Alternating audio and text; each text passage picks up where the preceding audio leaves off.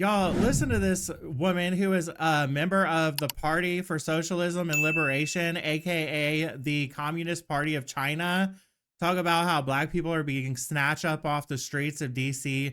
Meanwhile, she's standing right in front of the National Guard, who she's talking about in this video, while black, and nobody's arresting her, snatching her up off the streets, are they? What we need to be talking about is the fact that the U.S. has always been a police state. It is literally the blueprint. The first cops in this country were slave patrols. Genocide of the natives, backed by the U.S. Army. The first workers' movements were met with troops and in some cases violent force. I mean, in the 60s, tanks literally rolled through black communities to quell resistance. The FBI and COINTELPRO targeted and assassinated black revolutionary leaders. I mean, I know y'all remember what our neighborhoods looked like in 2020. Today, the U.S. is incarcerating more people than any other place in the world.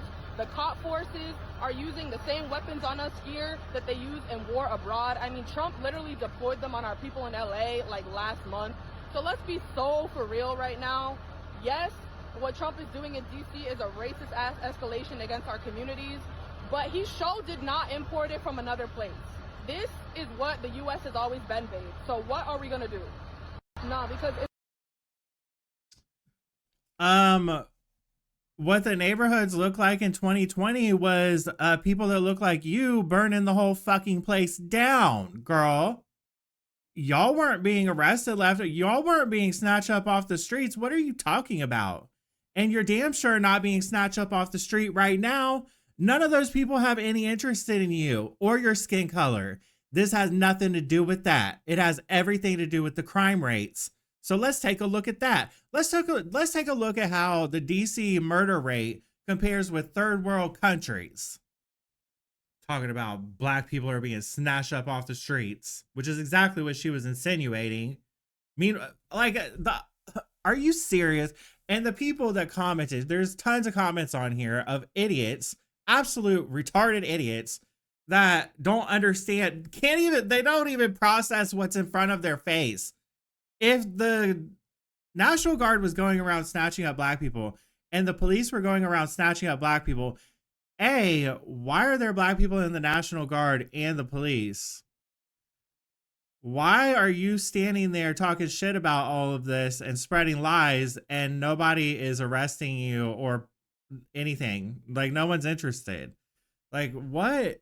How do people see this stuff and genuinely say to themselves, you know what? I think that person has some really great ideas.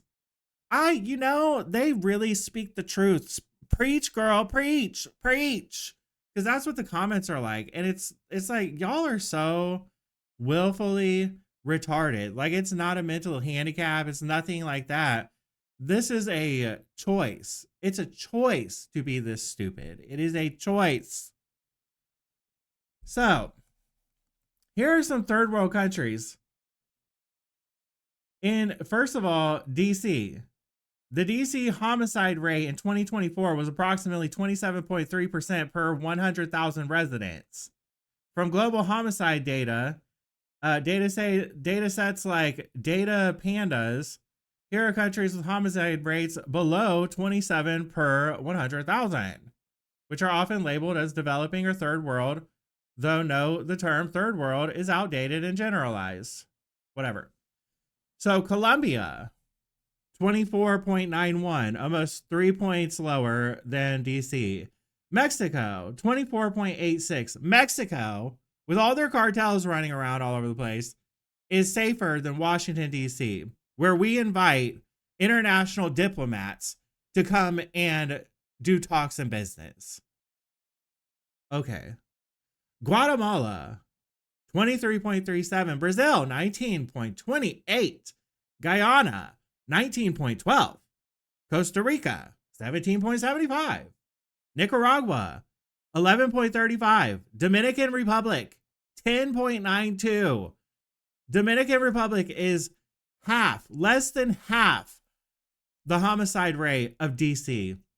Papua New Guinea, 9.34. Uganda, 8.97. Ethiopia, 8.51. El Salvador, 7.9. El Salvador is safer than the United States. Oh, so, well, DC and in a lot of other major cities in the United States, it's higher than this.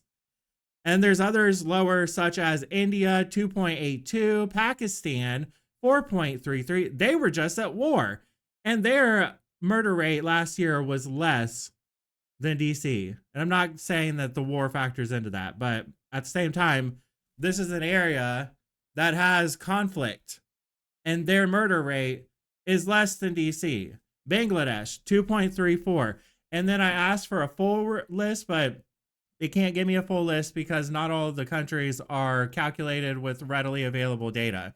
So these people, these white liberals, and these very few black people here and there that are speaking out against this, apparently they haven't looked at this, because if they did, well, none of them have any common sense anyway. So it probably wouldn't really matter, because you can literally just stand there to their face and tell them this and show it to them, and they will continue to yell through that blowhorn, free Palestine and free DC, as if we are just under an extremely oppressive regime that just, it's so oppressive that you can say literally whatever you want, threaten to assassinate our president, and not be locked in jail for the rest of your life. So oppressive. So I want to take a look at this clip from JD Vance's recent interview with Laura Ingraham. And then I want to look at some TikToks from some people of color that live in DC that are super happy about what's happening right now. Mr. Vice President, thank you for having us here today. Good to see you. So you had quite an eventful morning over at Union Station, as we saw in that clip. Tell us about how you decided to go over there. You know, a lot of us DC residents and former DC residents know it well, but it's been the site of a lot of crime in recent years. Of course. And you decided to pay a visit. What happened? Well, so a couple things. So first of all, I had heard from a couple of friends who used to avoid Union Station because there were vagrants and there were crazy people screaming at kids, that they avoided Union Station. But over the past 9 days, since the president did this emergency order, it looks a lot better. It feels a lot safer. So I was talking with Stephen Miller and with Pete Hegseth about this in the Oval Office yesterday. And I was like, you know, we should just go over there and say hello to people. And you've got a lot of National Guardsmen over there, some DC cops who have been heckled by some of the protesters. So I thought, what a good show of moral support to have the vice president and some of the senior team at the White House show up. We bought him some burgers, hang out with him a little bit. And actually, the most interesting thing, Laura, was after the cameras left, Pete and Steve and I stayed and, you know, had lunch with these troops and just learned a lot about what they're seeing, about how much the city has changed in just the past 9 days. So crazy statistic, you know, violent crime has dropped in DC 35% in 9 days. Robberies in DC have dropped 55% in 9 days. And it highlights the fact that this living with lawlessness and disorder, that's fundamentally a question of political will. If you've got the political will to enforce the law, you can make even cities like DC safe again. And that's what we're demonstrating. And I hope that the American people take an important lesson from this, because obviously DC is a federal city, New York, LA, these places are not. I hope the American people just recognize that you don't have to live with lawlessness. You don't have to live with third world murder rates. If you just take control of these cities, you can make them safe places to live in. So your pal Gavin Newsom calls this an abuse of power, that this is just a power grab, and this is all stunt for show, and that you all are going to roll through other cities. You've heard things about, oh, it's martial law. Meanwhile, Gavin Newsom's state has rampant looting all throughout, crime just everywhere, fucking completely destroying businesses, lighting shit on fire, attacking police officers, attacking ICE agents, and he refuses to deploy the National Guard himself, so the president has to do it. But we're going to listen to what he has to say. I don't think so. Gavin Newsom is the devil. Law is going to be declared. And to that, you say? Well, first of all, how is it a power grab, or how is it a stunt when we've already declined murders by 35% in 9 days? How many people are living and breathing today because Donald Trump had the willpower to say, you know what, we're sick of D.C. being a home to lawlessness. We're going to bring some public order back to the nation's capital. So what I would say to Gavin Newsom or to anybody else in some of these big blue states or big blue cities is, you can have law and order, you can have common decency, you can have public spaces that young families can go to again. I'll tell you a story, Laura. A couple of years ago, the last time I was in Union Station, I took my little kids there to get lunch, and they were being screamed at by homeless people, not compassionate to the homeless people to let them just fester when they clearly have mental health problems, not compassionate to young families to not be able to go into one of America's great public spaces without being screamed at by a person clearly suffering Why are from a Democrats mental doing illness. this? I don't know. Why is this I a don't political know. strategy for Laura, them? I have thought about this so often and so many times. I don't know why Democrats seem to love public disorder and chaos almost as a political ideology. And I think that part of what's going on is Democrats have gotten so divorced from the communities that they allegedly serve that they don't realize the gross majority of residents in D.C., they want to walk through Union Station and just have a bite to eat or enjoy the space with their families. They don't realize that so many people have been absolutely terrorized by Democrat crime policies, and so maybe they just don't make the connection between what Gavin Newsom says and the fact that places like D.C. or Los Angeles have some of the highest murder rates in the world. And the D.C. police are being investigated for potentially manipulating their crime data. I've heard this from other police forces across the country. Great cops, beat cops in places like Chicago have said, oh, some of the crimes are reclassified to make a burglary something that's more of a disturbance, and that kind of stuff happens. But is this a federal issue at this point, if this is a manipulation of data and if it's widespread? Well, it's certainly something that's being investigated, and I hope that we'll uncover what's going on. But even aside from any manipulation of data, when you have 911 wait times that are so long, a lot of crime doesn't even get reported. And we heard this all the time. People would say, well, my home's being robbed. I'm not even going to call the police because it's going to be 45 minutes before they show up. And that's not an indictment of the beat cop, by the way. They're so overwhelmed by how much violent crime there is that they're unable to actually bring public safety to these communities. So what we're doing is just changing the balance a little bit. We're putting more good guys on the streets, and we're taking more bad guys off the streets. And we think that's the sort of thing that's going to bring public safety back to D.C. Again, it's already working in a very big way. The Democrat politicians are too busy trying to become social media stars to actually do their jobs, go into their neighborhoods that they're supposed to serve and actually figure out what the hell's going on and experience it for themselves, because they are the party of the elite. 100%. Look at their donors. Look at why they donate. Like, it's pretty obvious. They are the party of the elite. Why is Jasmine Crockett demanding that she be picked up in an Escalade, demanding that her team go and use taxpayer dollars to rent an Escalade because she just cannot ride in a regular car, in an average person's car? God forbid. Why do you think that she's on social media every single day, on TikTok, on X, on YouTube, making videos constantly?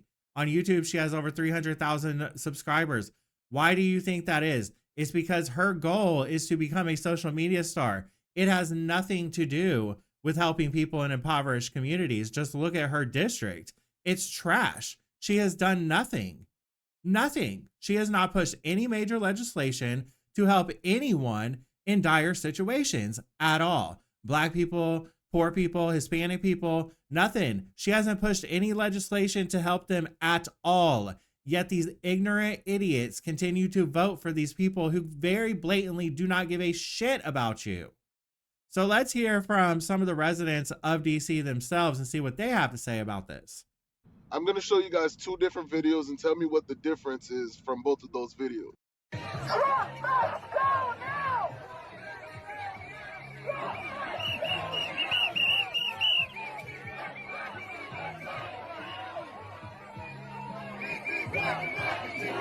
Now this is video 2. I don't know if I should be saying this on the internet, but as someone who lives in DC, people in DC do not really care that Trump deployed the National Guard. Most people are quiet or like, or are literally like, thank God. Hey, a young lady was shot over on 15th Street in Northeast DC. Does that seem like crime gone down? They weren't arresting just the homeless people.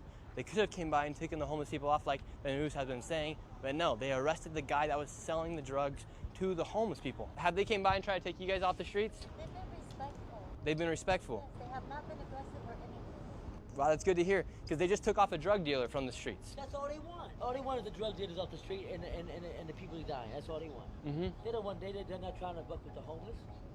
they want the drug dealers and the guns off the street.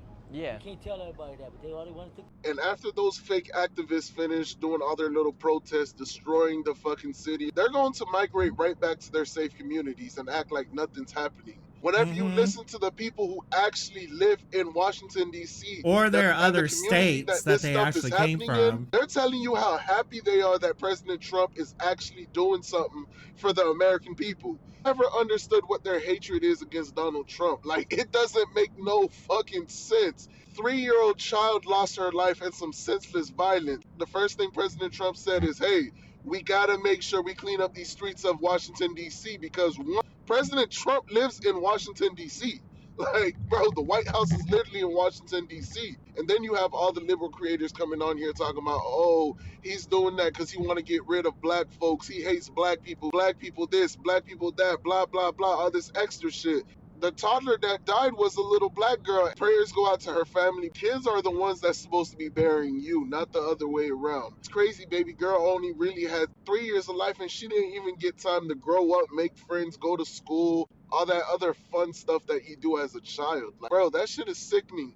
And something that's very ironic about the situation is the first time they ever set up their little protest, just a mile away, somebody got shot and killed. 2 of the protesters got mugged whenever they were leaving the protest. So at the end of the day, what are you protesting about? I just feel like this whole thing is so fucking performative, man. He's so right. This dude's name on TikTok is Mr. Polo 2X. You should go follow him and give him some support. We need more people like this to be speaking out because there's just so much noise out there that people are just eating up and they just don't think. They just don't think, and they don't want to listen to the people that are actually in it. Like, people don't want to listen to me about LGBTQ acceptance going down because of liberals, because it goes against their narrative. Like, people just don't want to listen to people that are actually in it. So more and more people like him need to be speaking up and need to be supported, shared around, share with family and friends, share with your family who disagrees with you so that they can see a different point of view. Let's go to the next one. Donald Trump isn't just making D.C. safe again, he's making it healthy again, because I can finally go on my Hot Boy walks again. Because you want to know why I couldn't go on my Hot Boy walks before? Because I didn't know if I took a stroll in D.C. whether or not I would run into a gaggle of gangbangers, a cadre of criminals, or a youth who wanted to play patty cake with my forehead. But thanks to Donald Trump's leadership, I can finally go on these Hot Boy walks again. And look at me, I'm just a walking around town, looking around. I'm the neighborhood watch today. Let a YN do something. I'm calling the feds. Other than that, you can go do your Hot Boy walks around D.C. again now. It's safe again. Interesting. Are you from the area of DC? Or are you a tourist? Born and raised. You're born and raised in DC. Are you here are you working in the area or just tourist right now? I work not far from here. Where do you, if you don't have to tell me, but where do you work? I work at a law firm So you're an attorney? No, but I assist. Oh, cool. So what are your thoughts? Today we're talking about DC crime rates. Is it safe to live in DC? Do you agree with President Trump federalizing for 30 days to sort of stamp down on crime? What are your thoughts? I agree with it. I was born and raised in the district, and I've never seen the things that I see today with children as young as 3 years old being shot. I mean, where does that happen? I think it's a bad idea to fear what this president is doing. I mean, he actually lives in the city now. I mean, come on. He would be... Would you look at that? Someone else actually agrees with it. Somebody else actually wants crime off of their streets. I guess none of those white liberals listen to any of these black people, huh? And another one. And it's been real quiet in the city. Real livable. Real, I like that. I mean, like, they all coming in a little hard, but I mean, hey, we need that. We needed that shit. Get them little bitches out of here. I ain't seen a little niglet in 24 hours. I think like 48 really, but it's been a full 24 hours since I seen one of them little nigglets.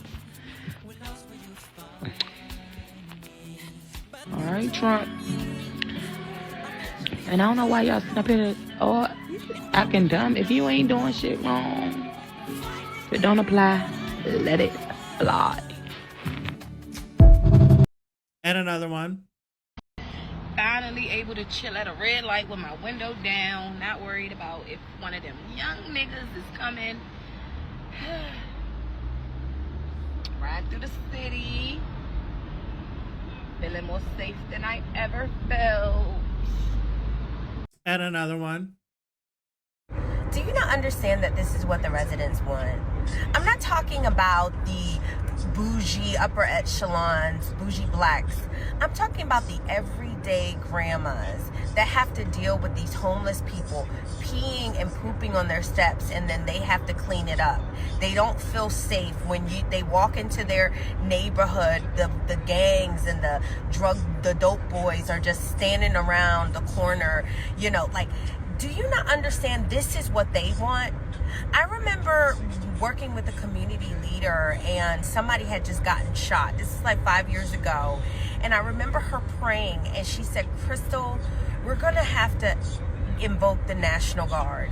And that was so foreign to me. Now I understand the shit. These people are helpless. And I'm not talking about the bougie black people that live in their gated communities with their new bills. I'm talking about the everyday grandmothers. And I'm so glad that President Trump cares about them.